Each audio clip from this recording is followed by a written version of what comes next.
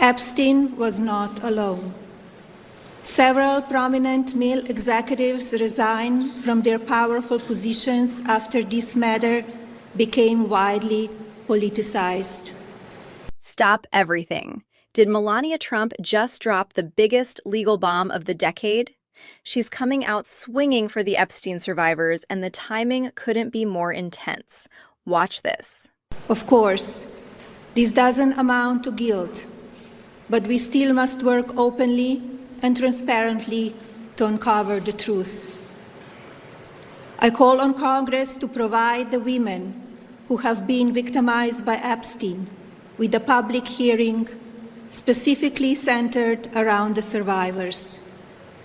Give these victims their opportunity to testify under oath in front of Congress with the power of sworn testimony. Each and every woman should have her day to tell her story in public if she wishes, and then her testimony should be permanently entered into the congressional record. Then, and only then, we will have the truth. Wait, did you catch the absolute weight of those words? Melania usually stays in the deep background, but walking up to a mic and demanding a congressional hearing for Epstein survivors is a chess move no one saw coming. You can see her looking directly at the lens here. It's not just a PR statement. She's effectively calling out every powerful executive who resigned when things got politicized. This is high-level leverage. Think about it. She's pushing for these testimonies to be entered into the permanent congressional record. That's a legal trap for anyone who was involved. She's essentially saying, I've got nothing to hide, so let's get the truth on the record once and for all. It's wild because she's blindsiding both the media and the White House with this. If those hearings actually happen, the list of names that could surface is probably making half of D.C. lose sleep tonight. She's shifting the narrative from defendant to advocate in one surgical strike. To slam his former friends who say they are over his war in Iran. The president writing, quote, I know why Tucker Carlson, Megyn Kelly, Candace Owens, and Alex Jones have all been fighting me for years, especially by the fact that they think it is wonderful for Iran, the #1 state sponsor of terror, to have a nuclear weapon because they have one thing in common, he says, low IQs, end quote. Carlson just called. Look at the specific names he's listing here. Tucker, Megyn Kelly, Candace, and Alex Jones. This isn't just a random rant. It's a total fracturing of the old alliance. You've got the biggest voices in alternative media being labeled as low IQ by the guy they helped put in office. Why? Because they're breaking ranks on the Iran conflict. It's fascinating to see the expert friend perspective here. Trump knows his base is split on this war, so he's trying to discredit the leaders of the opposition before they can consolidate.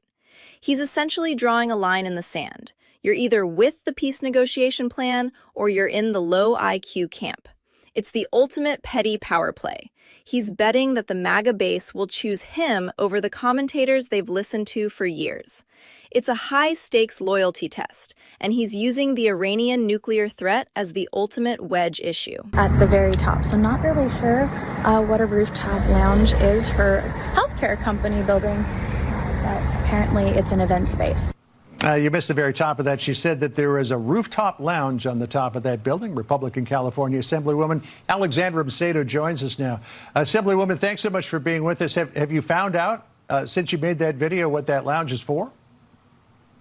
No, I haven't. I talked to William, and he said he was able to get up there, that it looked more like a lunch spot for some of these fraudsters than an actual event space. But it is absolutely wild. We're talking about a building in California that isn't even ADA compliant. But if you look on the side of the building, it is advertised as a medical plaza. There's no handicap parking. There wasn't handicap ramps, but it's a medical plaza. Okay, this part is actually insane. Look at this building. Assemblywoman Macedo is standing in front of a medical plaza that doesn't even have handicap ramps or ADA compliance, yet it's holding 157 different business licenses. Did you see the rooftop lounge? They're billing the federal government for hospice services in a building that looks more like a private party spot than a clinic. This is what surgical fraud looks like. They're stealing identities and billing Medicare for patients who don't even exist, and they're doing it in broad daylight. It's wild how blatant it is. You can just walk up to these addresses and see there's no medical equipment, no doctors, just a mailbox and a rooftop lunch spot for the fraudsters. This is why people are losing their minds over government waste.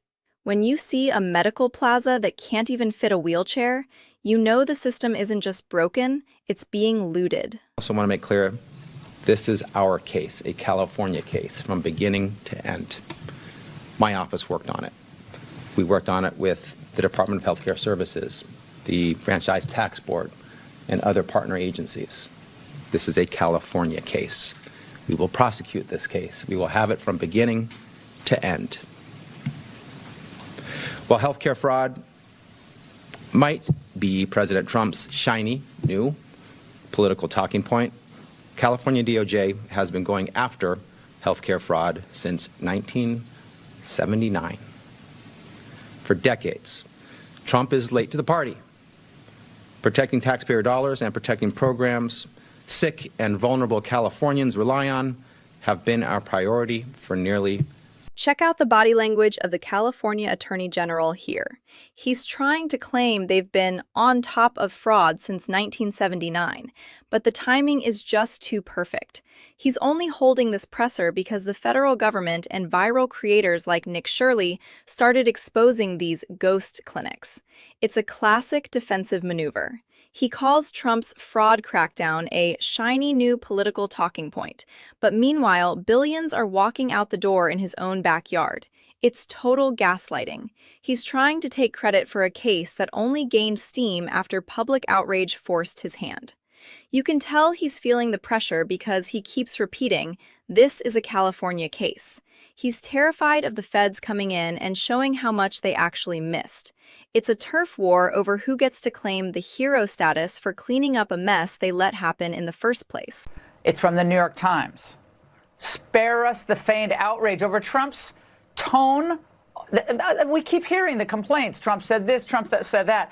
But of the 6 years of posts that the Times analyzed, the top language offenders are mostly Democrats, the expletives mostly leveled against Trump.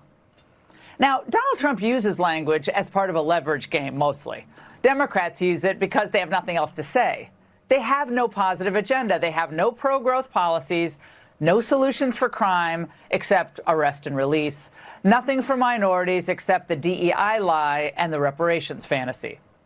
So with their pathetic record, what do they have to offer the middle class in the midterms or in 2028?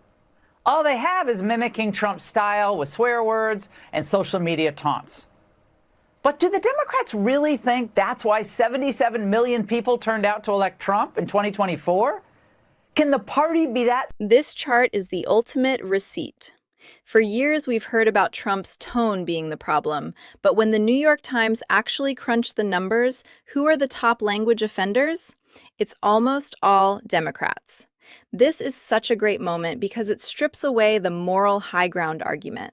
Look at the data. The expletives are mostly leveled against Trump, not by him. It shows that the outrage is mostly performative. While one side is focused on the style of the delivery, the other side is using language as a leverage game. It really highlights why 77 million people tuned out the tone complaints and focused on the border and the economy. When the data shows your critics are actually louder and cruder than you are, the whole mean tweets narrative just falls apart. It's a visual representation of the double standard that's been driving political discourse for the last 6 years. This is just the beginning of the fallout. Which side of the Epstein hearing are you on? Drop a comment below and let's get into it.